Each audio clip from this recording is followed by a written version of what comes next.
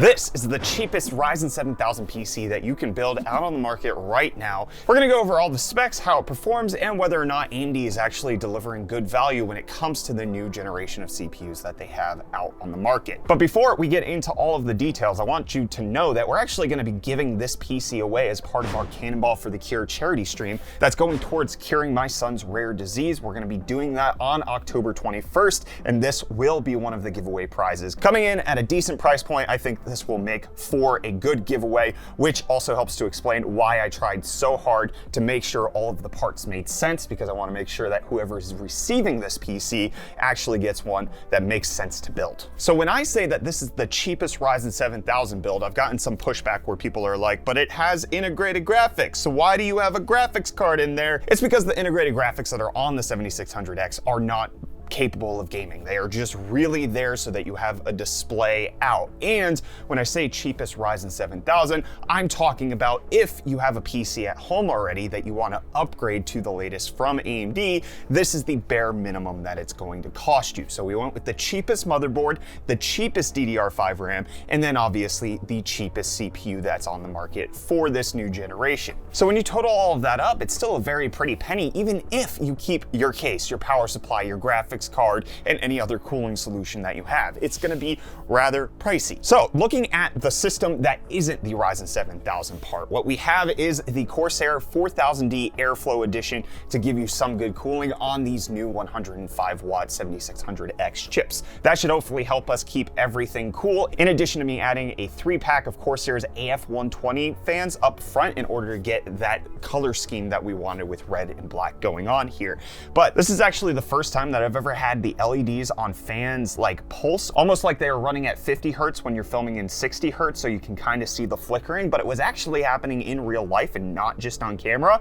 And so I actually had to swap out the fan cable for a different port, and that seemed to fix it. And actually initially I got the white LED ones and I swapped them out for the red LED ones because they ended up looking better. And then also for the color scheme, we picked up the Asia Horse cable extensions in red and black to kind of go with the theme. The power supply is the Corsair RM750, which is actually a little bit overkill considering the CPU we have in here as well as the GPU, but it was on a really good sale of only $94.99, and so it was cheaper than buying like a 600 watt power supply, which would make more sense for a build like this, but we do have some spare room in case we want to upgrade the GPU down the line. The SSD in here is the crucial P3 Plus, 2 terabytes, PCI Express 4.0. That is what I would consider somebody who's building a mid-tier, middle-of-the-road gaming PC. 2 terabytes of an SSD is really where people would end up, and I went with PCI Express 4.0 because this motherboard is actually capable of PCI Express 5.0,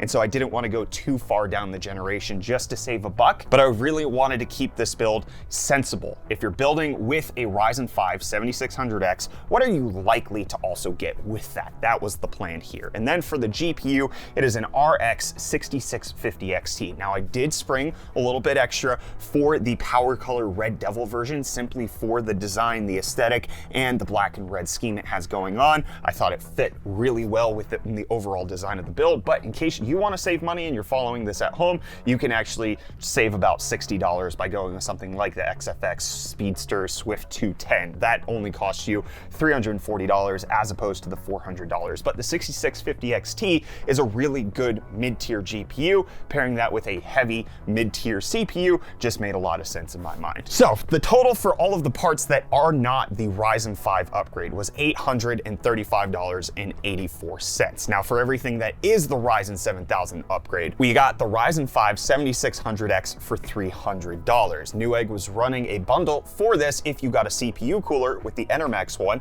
and considering the fact that the new Ryzen chips actually don't include a cooler anymore because of their higher TDP, I actually do include the cooler cost in the upgrade package because you do need it in case you were coming from a Wraith Stealth or something that was cooling your Ryzen 5 2600, 3600, going to the 7600X. You are going to require a beefier cooler for that, which is about $40 for this EnerMax one. You include that $10 combo discount and you're looking more at $30. So $330 for the CPU plus its cooler, which honestly isn't too bad. Now the motherboard, this is where things are probably going to be changing over the next few weeks because as of the time of recording, the cheapest motherboard out on the market is an X670E. However, AMD is going to be releasing their B650 motherboards, but based on the pricing that we know of those motherboards right at this moment, we would only save about $45 in order to get the cheapest B650 that's been announced. AMD did say that they should start at $125, but based on all of the motherboards that have come out at this moment, we're not seeing any that are that close to that price point. So really, you would discount this by about $45 in case you wanted to go with the cheapest B650. But the X670E we have here is the ASRock PG Lightning. This is again $245 after a rebate. It has PCI Express 5.0 storage as well as PCI Express 5.0 SSD capabilities. It has a ton of USB ports on the back, 2.5 gigabit LAN. It also has cutouts for Wi-Fi, which is unique. I haven't seen this before. It doesn't include Wi-Fi, but in case you wanted to run your own cables, you could do that with this. Additionally, this is actually one of ASRock's motherboards that do have stickers on them when you get them on the RAM slots. And this is something that's come up in the news lately, that those stickers don't peel off well. And when I was building this system, I tried very carefully to peel it off in one go, and it didn't work. It actually came out where I had to use tweezers to get the rest of the adhesive off of the RAM slots. ASRock's aware of this, they're fixing it, they're RMAing it for anybody who doesn't actually want this. So hopefully when you consider buying a board, it's not quite that way, but the RAM is a tricky thing when it comes to building a new Ryzen system because it takes so long for the memory to get trained with these new PCs. And so it's recommended, and I do recommend this, that you try to boot with one stick of RAM first. Don't try to install two or all four in case you're building that way. Start with one, let it boot, and then install the second stick of RAM. You're gonna have a much quicker, easier, and better time. Now, speaking of the RAM, we went with the cheapest DDR5 RAM kit that I could find on the market that wasn't a single stick. So this is dual channel RAM we have here, and this is the Patriot Viper Venom 16 gigabytes of DDR5 5200 megahertz at a cast latency of 36. And the total price on this was $84.99, which is still considerably more expensive than 16 gigabytes of DDR4 RAM, but it's also not over $100. It's only 85 bucks. So when you add all of that together, the new motherboard, the new CPU, plus the cooler, plus the new DDR5 RAM, the cheapest that we could find on the market, you're looking at a total price point of $660 just to upgrade to the cheapest Ryzen 7000 setup, which is a hefty sum of money. Adding that to the rest of our parts, we're looking at a system that's worth just shy of $1,500, which means that Ryzen upgrade is actually 45% of the entire build. We could go with something significantly cheaper, still staying with AMD. A B450 motherboard's gonna cost us $100. A Ryzen 5 5600 we could get for around $150, and then DDR4 RAM would probably be closer to that $50 mark. So we're looking at